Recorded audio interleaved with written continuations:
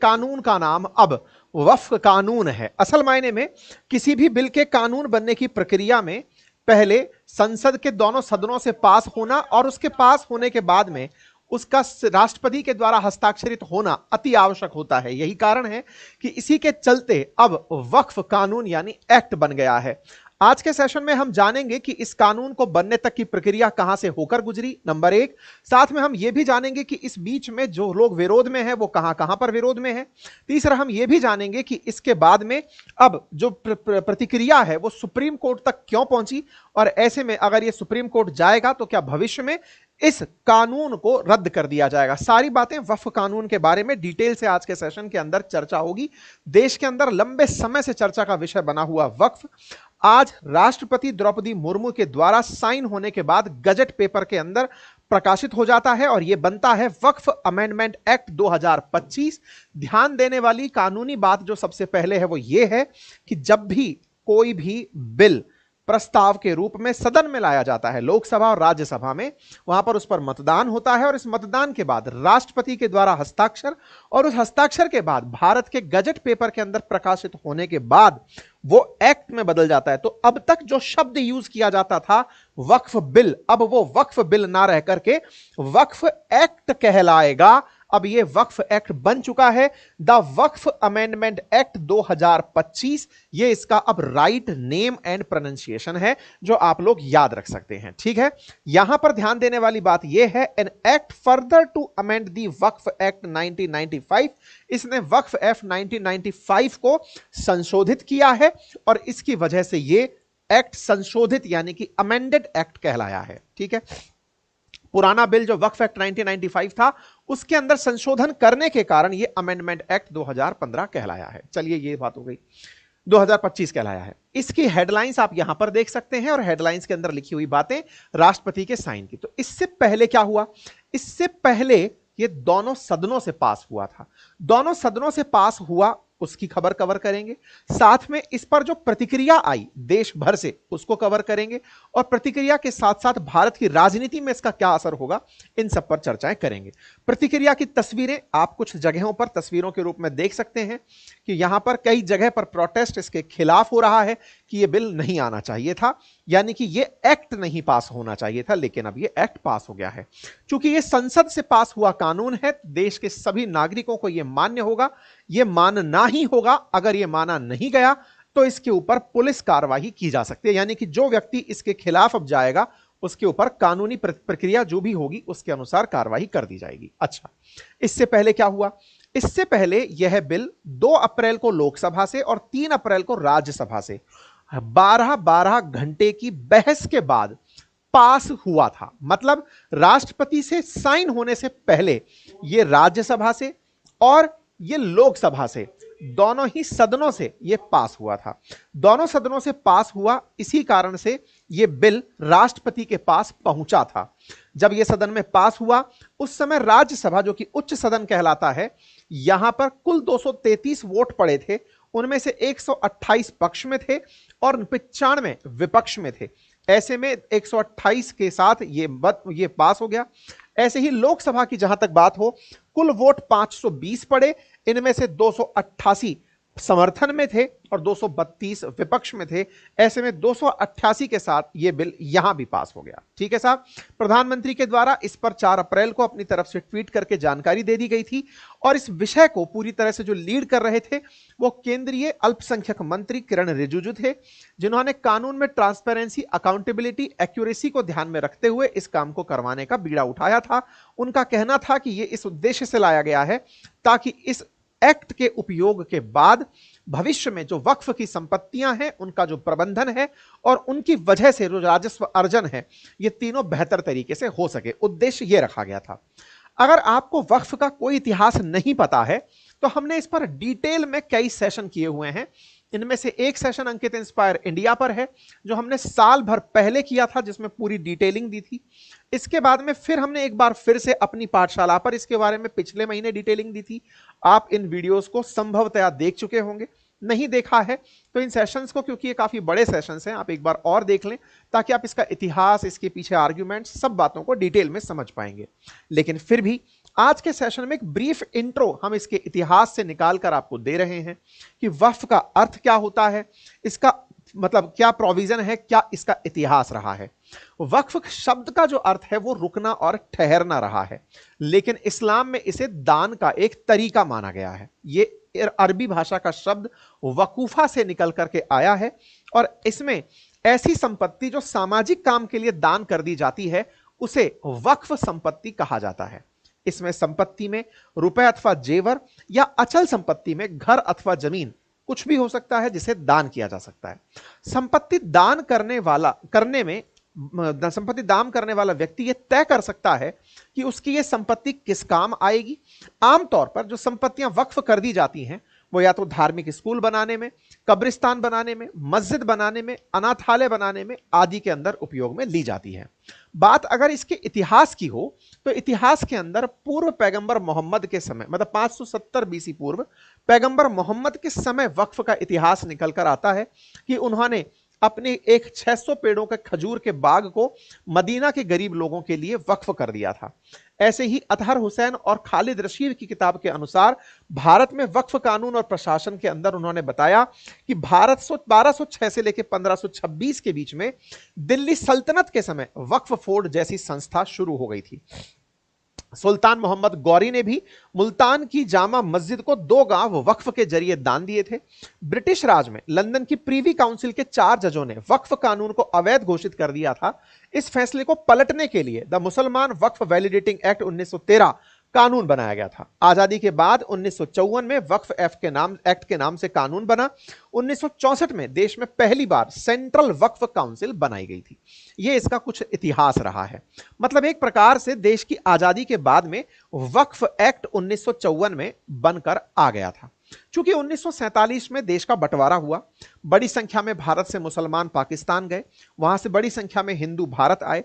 ऐसे में जो संपत्तियां भारत में थी, जो मुसलमानों की संपत्तियां रह गई थी, उनका प्रबंधन करने के लिए भी इस कानून का उपयोग किया गया था। पाकिस्तान में जाने वाले लोगों की जमीनों और संपत्तियों का मालिकाना हक वक्फ बोर्ड को दे दिया गया था। 1955 यानी कानून लागू होने के 1 साल बाद इस कानून में बदलाव करके हर राज्य में वक्फ बोर्ड बना दिया गया था, जो कि यही बात और यही काम करने के लिए था। आज देश के अंदर 32 वक्फ बोर्ड काम कर रहे हैं और ऐसे में कई प्रदेश ऐसे हैं जहां शिया और सुन्नी समुदायों के लिए अलग अलग वक्फ बोर्ड हैं। भारत में 1954 में कानून आया। फिर 1954 के कानून के अंदर एक केंद्रीय वक्फ बोर्ड की स्थापना 1964 में की गई। वर्ष 1995 में जाकर इसमें एक और संशोधन किया गया और संशोधन के अंदर राज्यों के अंदर, केंद्र शासित प्रदेश और राज्यों के अंदर बोर्ड के गठन का प्रावधान रखा गया। असली खेला वर्ष 2013 में शुरू हुआ, जब यूपीए सरकार ने 1995 के मूल एक्ट में बदलाव के साथ बोर्ड की कुछ शक्तियां बढ़ा दी। सारा बवाल इसी बात पर टिका है। कहा जाता है 1913 से लेकर के 2013 तक वक्फ की जितनी संपत्तियां थी, उन संपत्तियों में बेतहाशा वृद्धि देखी गई। इस 10 साल में 2013 से लेकर के 2025 के बीच में ये जो संपत्तियों में लगभग डबल से अधिक की जो वृद्धि है, इस वृद्धि में कहीं ना कहीं बोर्ड के अधिकारों का अत्यधिक उपयोग होना और इन संपत्तियों का बढ़ते चले जाना, यह अपने आप में एक बड़ा कंसर्न बन गया। बड़ा कंसर्न क्यों बन गया?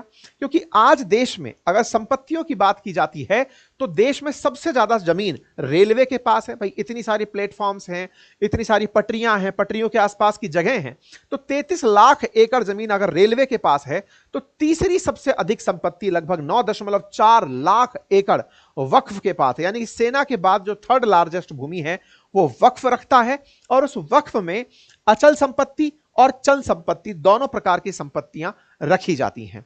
ऐसे में सरकारों के पास प्रबंधन के लिए केंद्र में एक वक्फ सेंट्रल बोर्ड होता है, सेंट्रल वक्फ काउंसिल होता है, जिसका मंत्री अल्पसंख्यक मंत्री किरण रिजिजू हैं।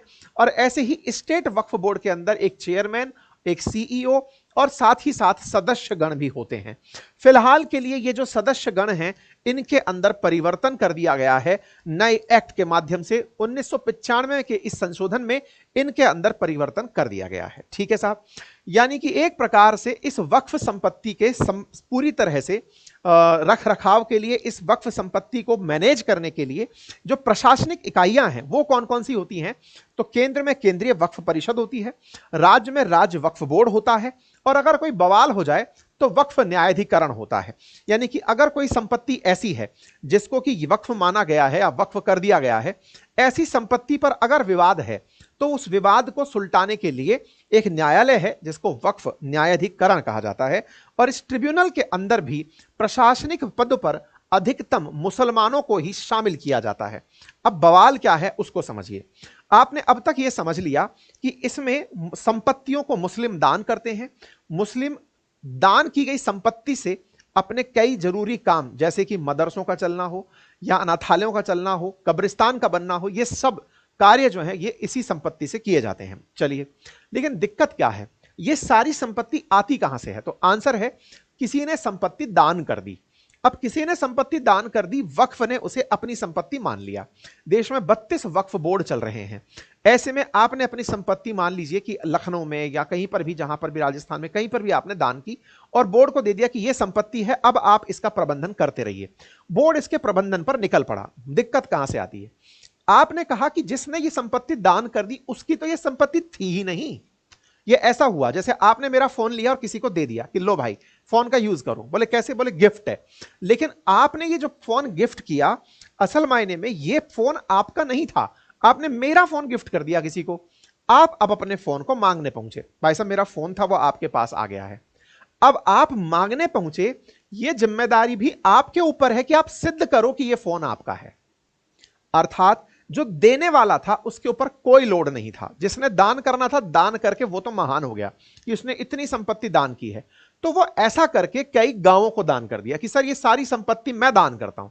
आप कौन? बोले कोई नहीं, मतलब मैंने दान कर दी, समझ लो सर ये आपकी है। तो मेरे नाम से संपत्ति दान हो गई। अब संपत्ति दान हो गई, इसमें किसी का विवाद, किसी का झगड़ा, किसी को सेल कर रखी। मान लो आपने एक संपत्ति को किसी को सेल किया, कागज आपके पास थे, आपने फाइनल रजिस्ट्री नहीं कराई और उसको वक्फ करा दिया कि सर इसको वक्फ में काउंट कर लेना। अब वक्फ इधर से हुआ, संपत्ति आप उधर बेच चुके हो, कागज आपके पास है कि सर देखो ये संपत्ति तो हमारे नाम बेच दी गई है। सामने वाला ओरिजिनल कागज वहां देकर के उसको वक्फ कर दिया। मुसीबत यहां पे क्या आती थी? जिसको ये लगता है कि उसकी संपत्ति है, जब वो मांगने जाएगा उस संपत्ति को, तो उसके लिए उसे खुद से इस न्यायाधिकरण के अंदर उलझना होगा।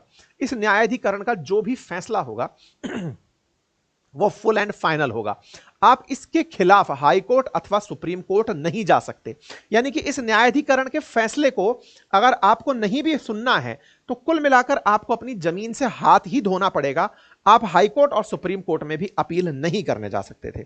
सारी की सारी जो बातें हैं वो इसी कारण से हुई कि यहां पर इसका सेक्शन 85 कहता था कि आप हाई कोर्ट और सुप्रीम कोर्ट में भी इन संपत्तियों के ऊपर चुनौती नहीं दे सकते। इतनी सारी संपत्ति, उन सारी संपत्ति में कौन सी संपत्ति किसकी है, अगर वो संपत्ति मांगने चला जाए तो वो मांगने जाने वाला व्यक्ति केवल कोर्ट के चक्कर ही काटता रहेगा, कोई सुन नहीं पाएगा। ये इतनी बड़ी जो इसके अंदर अदृश्य ताकत थी इस कानून की, इस अदृश्य ताकत ने ही इसको बहुत बड़ा बवाल बना दिया। क्योंकि बहुत से लोग ऐसे निकल कर सामने आए जो कहने लगे कि सर हमारी पीढ़ियां बीत गई इस जगह रहते हुए और पता चला कि यह वक्फ की संपत्ति हो गई। हद तो तब हो गई जब वक्फ बोर्ड ने धर्म के नाम पर कुछ पुरानी ऐसी इमारतों को, जिन्हें पुरातत्व विभाग मैनेज कर रहा है, वक्फ ने उन्हें भी क्लेम कर दिया। कई बार आपने सुना होगा, लाल किला हो या फिर आगरा का ताजमहल, वक्फ उन्हें क्लेम करके कि यह संपत्ति हमारी है, ऐसे में इसका रखरखाव हम करेंगे या फिर इस पर हमसे आपको निर्णय लेना होगा। ऐसे में इस पर लगाम लगना जरूरी था। बस इसी को ध्यान में रखते हुए देश के अंदर एक सही प्रबंधन की मांग उठी ताकि न्याय सभी को सही तरीके से दिया जा सके। भारत में सबसे अधिक जो वक्फ की संपत्ति है वो उत्तर प्रदेश में है। कुल संपत्ति का 27% अकेले उत्तर प्रदेश में पाया जाता है। ऐसे में वक्फ बोर्ड को जब ये अपनी ताकत का पता चला कि हम तो बिल्कुल वो हैं जिस पर हाथ रख दें वो जमीन हमारी है, ऐसे में इस हाथ लगने की जो ताकत को पहचाना गया, उसका परिणाम क्या निकला? 1913 से 2013 के बीच में वक्फ बोर्ड के पास कुल 18 लाख एकड़ जमीन थी, लेकिन 2013 से 25 के बीच में 21 लाख एकड़ जमीन वक्फ के पास बढ़ गई। यानी पहले 18 थी जो 100 साल में थी, और मात्र 10 साल में 21 लाख एकड़ जमीन बढ़ गई। कुल मिलाकर के 39 लाख एकड़ जमीन वक्फ के पास पहुंच जाती है, इसमें 10 साल के अंदर इस जमीन का लगभग बराबर बढ़ जाना या संपत्ति का डबल हो जाना देश में बड़ी चर्चा का विषय बना कि ऐसा कौन सा मंत्र पा लिया इन्होंने भस्मासुर वाला, जिस पर जमीन रखी वो हमारी। ऐसे में सरकार इस बात पर चेती क्योंकि विवाद बहुत बढ़ गए, विवाद बढ़ने लगे। ऐसे में गवर्नमेंट का जो डेटा है वो देख करके कि भाई पहले क्या था और अब क्या है, ऐसे में इस बात को लेकर के बवाल होना शुरू हुआ। जब बवाल होने शुरू हुए, इसमें बवाल पहुंचते पहुंचते साल 2013 के बाद 21,618 ऐसे मुकदमे निकलकर आए जो कि लोगों के बीच में इस बात को लेकर थे कि सर हमारी संपत्तियों पर वक्फ ने अपनी तरफ से बात रख दी है या वक्फ ने उसे अपना मान लिया है। जब ये विवाद होने लगे, और दूसरी बहुत बड़ी बात कि वक्फ के पास में इतनी संपत्ति है कि वक्फ उसका अगर सही से उपयोग करे तो 12,000 करोड़ सालाना तक की आय, ऐसा अखबारों में लिखा है, राजस्व में की जा सकती है। लेकिन इसी बीच में उस संपत्ति का सही से प्रबंधन और उस संपत्ति का उपयोग महिलाओं के लिए कैसे हो, समाज के अन्य तबकों के लिए कैसे हो, सरकार इस विषय पर भी ध्यान दे रही थी। वक्फ का अमेंडमेंट बिल इन्हीं को ध्यान में रखते हुए 2024 में लाया जाता है। वक्फ संशोधन विधेयक 2024 जब आता है तो इस पर आते ही बवाल खड़ा हो जाता है। जब ये लोकसभा में पेश होता है तो इसके अंदर जेपीसी की मांग कर ली जाती है, ज्वाइंट पार्लियामेंट्री कमेटी की मांग कर ली जाती है। ज्वाइंट पार्लियामेंट्री कमेटी इसमें 40 संशोधनों की एक श्रृंखला प्रस्तुत कर देती है कि साहब आपको इसमें संशोधन करने पड़ेंगे। तो अगस्त 2024 में अल्पसंख्यक कार्य मंत्री के द्वारा यह पहले बिल लाया गया। जब बिल लाया गया तो उस बिल के ऊपर हंगामा हुआ तो उसे ज्वाइंट पार्लियामेंट्री कमेटी में भेजा गया, जहां 31 मेंबर जेपीसी के अंदर शामिल किए गए। इस 31 मेंबर की बनी जेपीसी ने इस पर अपनी राय दी। उस राय को बनाने में जेपीसी को 34 बार मिलना पड़ा। ऐसे में कुछ राय उनके द्वारा दी गई, उनमें से कुछ रायों को सरकार ने मान लिया और कुछ को नहीं माना। ऐसा इसलिए क्योंकि लोकतंत्र में जिसका बहुमत है वो अपनी चलाएगा, यानी उसके अनुरूप अगर राय है तो ठीक है, अदरवाइज नहीं मानी जाएगी। यही बात रिजिजू साहब ने कह भी दी। ऐसे में 2025 के अंदर संशोधनों को देखा गया। वर्ष 2025 के अंदर गृह मंत्री अमित शाह ने यह घोषणा की कि इसको इसी बार के बजट सत्र में लाया जाएगा। बजट सत्र का इस समय बहस का सेशन चल रहा है। 1 अप्रैल को मंत्री के द्वारा फिर से लोकसभा के अंदर बिल को लाने की तैयारी की जाती है और 2 अप्रैल 2025 को यह लोकसभा से पास होता है और 3 अप्रैल को यह राज्यसभा से पास हो जाता है। और जब यह पास होता है तो उसके अंदर जो नए संशोधन हैं वो किस तरह से इंप्लीमेंट किए गए, अब उनकी चर्चा कर लेते हैं। जहां तक बात हो वक्फ उपयोगकर्ता द्वारा, मौजूदा वक्फ अधिनियम 1995 के तहत जिन संपत्तियों का अभी उपयोग किया जा रहा है, इसमें कहा गया है कि जो संपत्तियां उपयोग में हैं उनके कागज नहीं मांगे जाएंगे। इंटरेस्टिंग है ये बात जान लेना, क्योंकि जिस विषय को लेकर के बहुत ज्यादा भड़काया जा रहा है, जिस तरह से लोगों को उद्वेलित किया जा रहा है, बिल्कुल वैसे ही जैसे सिटीजनशिप अमेंडमेंट एक्ट के समय यह कह दिया गया था कि आपसे आपकी पहचान के कागज मांगे जाएंगे, ऐसे ही अभी भड़काया समुदाय के लोगों को, मुस्लिम समुदाय के लोगों को इस बात पर जा रहा है कि जो आपके कब्रिस्तान, मदरसे और ये सब चीजें हैं, आपसे इनके कागज मांगे जाएंगे कि कागज दिखाओ, ये नहीं तो ये सरकार आपसे वापस ले लेगी। ऐसे में बहुत सी जगहों के कागज नहीं हैं। लेकिन इस विषय पर साफ कहा गया है इस बिल में कि जो आज कानून लागू होने से पहले की संपत्तियां ऑलरेडी उपयोग में आ रही हैं उन पर कोई कागजात नहीं मांगे जाएंगे। लेकिन भविष्य में अगर कोई भी संपत्ति वक्फ होती है तो उस पर यह संबंधित कानून लागू होंगे। तो पहले पीछे से यानी कि बैक डेट से यह कोई भी कार्य नहीं लागू होना है। अर्थात इसके अंदर जो संपत्तियों के नाम पर लोगों के अंदर बह बिठाया जा रहा है, उस बह से पूरी तरह से मुक्त करते हुए कहा कि ऐसा कुछ नहीं होगा। अब सवाल यह है, अगर ऐसा नहीं है तो ऐसे में 10 साल के अंदर जो इतनी संपत्तियां इन्होंने बना ली उसका क्या होगा? तो इस संशोधन विधेयक में यह कहा गया है कि अगर कोई वक्फ संपत्ति विवादित है, यानी जिसको लेकर के विवाद चल रहा है, तो फिर उस मामले की जांच की जाएगी। मान लो कि आप कोर्ट में जा चुके हैं कि सर ये मेरी संपत्ति थी, इसे वक्फ कर दिया गया है, तो उसकी जांच की जाएगी। अगर कोई भूमि सरकारी भूमि है और उसको वक्फ कर दिया गया है, उसके ऊपर सरकार खुद उसको क्लेम करेगी। मतलब ऐसे नहीं, पता चल रहा है आर्कियोलॉजिकल सर्वे ऑफ इंडिया की जमीन थी, वो आप लोगों ने क्लेम कर ली, उसको वापस मांगा जाएगा। तो कुल मिलाकर के यहां पर हवाला दिया गया कुछ ऐसे मामलों का, जैसे तमिलनाडु का एक मामला, जैसे बिहार का एक मामला, केरला का, कर्नाटका का, उत्तर प्रदेश का। यहां बकायदा इनका उदाहरण लेके बताया गया कि कैसे तमिलनाडु के अंदर पूरा एक गांव ही वक्फ कर दिया गया था। ऐसे ही बिहार के अंदर 2024 के अंदर एक मतलब ऐसा देखा गया, पटना हाईकोर्ट के अंदर यह मामला गया। केरला के अंदर 600 क्रिश्चियन परिवारों का एक गांव वक्फ कर दिया गया। कर्नाटका के अंदर भी कुछ ऐसा ही हुआ, 15,000 एकड़ भूमि जो है बेल्लारी के अंदर वो वक्फ कर दी गई थी, जिसपे कोई और रहता था। ऐसे जो विवाद हैं, भविष्य में इन विवादित जगहों पर अब सुनवाई की जा सकेगी, नंबर एक। नंबर दूसरा, एक बड़ा सवाल यह था अभी जो संशोधन प्रस्ताव के अंदर लाया गया कि आने वाले समय में वक्फ की संपत्तियों की जांच कलेक्टर करेगा। ऐसे में अभी जो प्रस्ताव पास होकर के आया है, जो बिल बनकर एक्ट में आया है, वो कहा गया है कि कलेक्टर से ऊपर एक और अधिकारी नियुक्त कर दिया जाएगा जो ऐसी विवादित भूमियों की पहचान करेगा और उन विवादों की सुनवाई करेगा। नंबर तीसरा, यहां पर एक पॉइंट था वक्फ के अंदर कि कोई भी व्यक्ति संपत्ति दान कर दे, वक्फ कर दे, इसको कोई भी को परिवर्तित करके कह दिया गया है 5 साल से जो इस्लाम का पालन कर रहा हो सकता है कि कल आपने मतलब धर्म परिवर्तित किया, इस्लाम अपनाया और अपनाते ही आपने संपत्ति वक्फ कर दी, तो हो सकता है ये प्रेशर में करवाया गया कार्य हो। ऐसे में आपके साथ ऐसी कोई दुर्घटना ना हो तो 5 साल से जो एक्टिवली इस्लाम का पालन कर रहा है वही संपत्ति को वक्फ कर पाएगा। तो एक प्रकार से साजिश का शिकार किसी को ना होने दिया जाए, इसका ध्यान रखा है। साथ ही साथ जो वक्फ की जो संपत्ति है, अगर कोई व्यक्ति दान करना चाहता है, मान लीजिए कोई एक्स व्यक्ति है, वो अपनी संपत्ति को वक्फ करना चाहता है, ऐसे में अगर वो व्यक्ति संपत्ति वक्फ कर रहा है तो उसे उत्तराधिकारियों में बेटियों से भी पूछना पड़ेगा कि क्या मैं ये संपत्ति वक्फ कर सकता हूं। हो सकता है कि वो संपत्ति, कई बार ऐसा होता है कि परिवार के सदस्यों में लोग लगता है कि पुरुषों से पूछ करके संपत्ति वक्फ कर दें, नहीं, महिलाओं पर भी उत्तराधिकार नियम लागू हुए।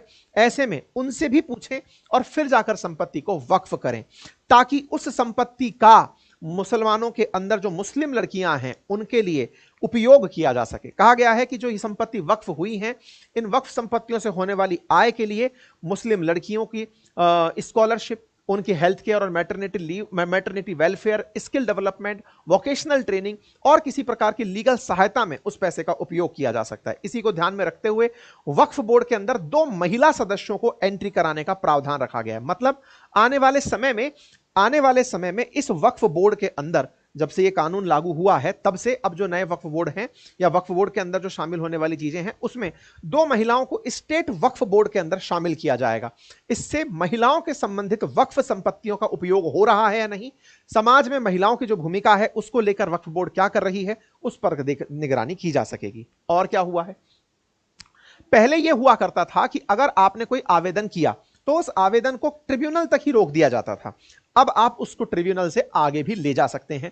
पहले 6 महीने तक ही प्रावधान होता था, अब आप 6 महीने के बाद भी उसको आगे ले जा सकते हैं। एक साथ ही साथ इसमें ये जो कहा गया, इसमें ये महिलाओं के उत्तराधिकारी वाली बात थी, ये मैंने आप लोगों को बता दी है। साथ में एक लाइन और कही गई और वो ये था कि अगर वक्फ की संपत्ति का एडमिनिस्ट्रेशन जो है वो मॉन्यूमेंट्स या प्रोटेक्टेड एरिया के रूप में हो रहा है, तो ऐसे में अगर किसी प्रॉपर्टी का एंशिएंट मॉन्यूमेंट प्रिजर्वेशन एक्ट 1904 या फिर ancient monument and archaeological site and remains act 1958 से उसका मैनेजमेंट हो रहा है, तो वक्फ उन संपत्तियों पर दावा नहीं कर पाएगा। साथ ही साथ अगर कोई भूमि जुड़ी हुई है ट्राइबल एरिया से, उसका भी वक्फ नहीं हो पाएगा। कहा गया है कि अगर शेड्यूल्ड ट्राइब्स के लोग हैं, उनकी संपत्ति को वक्फ नहीं किया जा सकेगा। ट्राइबल लैंड जो शेड्यूल 5th और 6th के अंदर डिक्लेयर्ड हैं, उनको वक्फ नहीं किया जा सकेगा। बस इसके बाद में इसके खिलाफ प्रोटेस्ट अहमदाबाद में, कोलकाता के अंदर आप तस्वीरों के अंदर देख सकते हैं। अब सवाल बना कि सर इसमें इतना ज्यादा बवाल हो किस बात पे रहा है। बवाल पहला हो रहा है 2 गैर मुस्लिम सदस्यों के शामिल होने पर। कहा गया है कि जो वक्फ संशोधन बिल जो एक्ट बनकर आया है, इसमें अब 2 गैर मुस्लिम सदस्यों की भी एंट्री होगी। मुसलमानों का कहना है कि यह हमारी धार्मिक स्वतंत्रता पर असर डालेगा।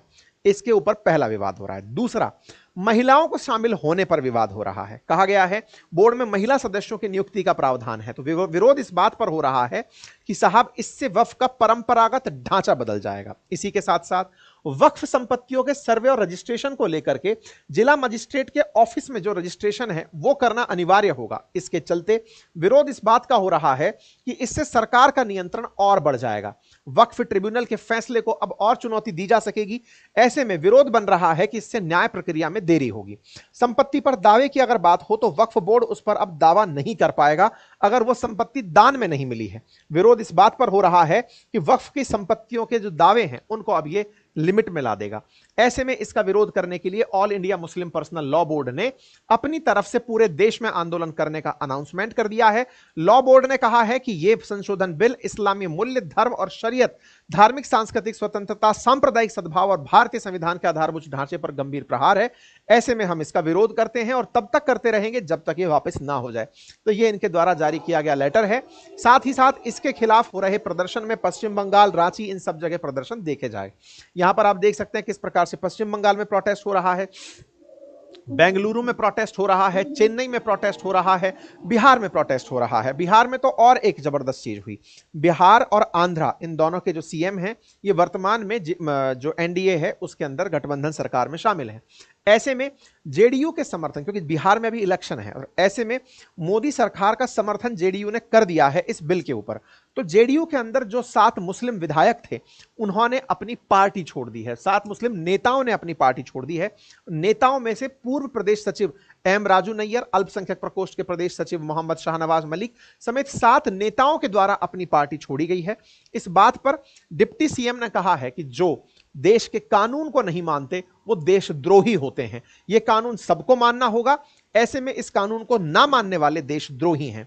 मुस्लिम नेताओं में इस बात की नाराजगी है कि उन्होंने नीतीश ने उनका भरोसा तोड़ दिया है। ऐसा कहते हुए 7 नेताओं ने जेडीयू को छोड़ दिया है।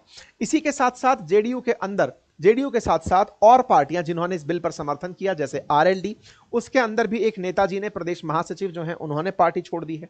ठीक इसी प्रकार से चिराग पासवान के भी एक नेता रहे जो एलजेपी अल्पसंख्यक प्रकोष्ठ के जिला अध्यक्ष थे, उन्होंने पार्टी छोड़ दी है। इतना ही नहीं, जो आंध्रा से रिलेटेड कुछ नेता हैं जिनके कुछ प्रोडक्ट्स आते हैं उनके भी विरोध की बातें चल रही हैं। ऐसे में बढ़ते विरोध को देखते हुए इस मामले को सुप्रीम कोर्ट में ले जाने की तैयारी हुई और इस तैयारी में कांग्रेस सांसद मोहम्मद जावेद, एआईएम सांसद असवुद्दीन ओवैसी और आप विधायक अमातुल्लाह खान ने अलग अलग याचिकाओं से सुप्रीम कोर्ट में इसको चुनौती दे दी है। अब सवाल यह बनता है कि जो कानून देश की संसद द्वारा पास हुआ हो, लोकसभा से और राज्यसभा से पास हुआ हो, राष्ट्रपति द्वारा हस्ताक्षरित हो, तो क्या उसे मानने से इनकार किया जा सकता है? जवाब है नहीं। तो दूसरा सवाल, क्या इसको कानून के तहत चैलेंज किया जा सकता है? आंसर है यस। सुप्रीम कोर्ट के अंदर आर्टिकल 13 के अनुसार कोई भी संसद के द्वारा बना हुआ ऐसा कानून जो कि संविधान के अनुरूप ना हो, मूल अधिकारों को कम करता हो, ऐसे कानूनों को चुनौती दी जा सकती है। इसी को ध्यान में रखते हुए इसे चुनौती दी जा रही है। अब सवाल यह है कि इस कानून ने ऐसे कौन से अधिकार हैं जिनका हनन कर दिया है, जिसके चलते ये बात हो रही है। तो सबसे पहले इक्वलिटी की बात हो रही है कि समाज में जब सबके अपने अपने अधिकार हैं तो फिर मुसलमानों के अधिकारों को कम क्यों किया जा रहा है? वो कौन से अधिकार कि गैर मुस्लिमों को आप एंट्री दे रहे हैं उनके प्रबंधन के अंदर। हालांकि वक्फ के बारे में एक बात जो बहुत अच्छे से कही गई वो ये है कि यह असल में एक धार्मिक मामला नहीं, संपत्ति के प्रबंधन का मामला है और संपत्ति देश की होती है। ऐसे में संपत्ति के प्रबंधन के लिए इस तरह की चीजें कही जा रही हैं। तो पहला तो आर्गुमेंट ये। दूसरा क्या है कि हमारे देश के अंदर मूल अधिकारों में आर्टिकल 25 कहता है किसी भी व्यक्ति को अपने देश में freedom of conscious and freedom of profession, practice and propagation of religion का अधिकार है। तो इस कानून में इंटरफेयर करके या फिर इस एक्ट को बदल के सरकारों ने एक तरह से मुसलमानों के जो freedom of conscious and free profession of practice है उसमें इंटरफेरेंस कर दिया है। साथ ही साथ अपने जो रिलीजियस अफेयर्स हैं उनको मैनेज करने का जो उनका अधिकार, मूल अधिकार है, उसमें इंटरफेयर कर दिया है। ऐसे में इसी चीज को ध्यान में रखते हुए इसे सुप्रीम कोर्ट में चुनौती दी जा रही है। अर्थात कोर्ट में चुनौती देते समय मूल अधिकारों के अंदर हुआ हनन को अपना प्राथमिक आधार मनाया जा रहा है कि सुप्रीम कोर्ट को कहा जा रहा है कि सुप्रीम कोर्ट महोदय, यह हम इसलिए शिकायत करने आए हैं क्योंकि इस कानून ने कहीं ना कहीं हमारे मूल अधिकारों को कम कर दिया है। अब सुप्रीम कोर्ट के ऊपर है कि वो इन याचिकाओं को स्वीकार करती है या नहीं।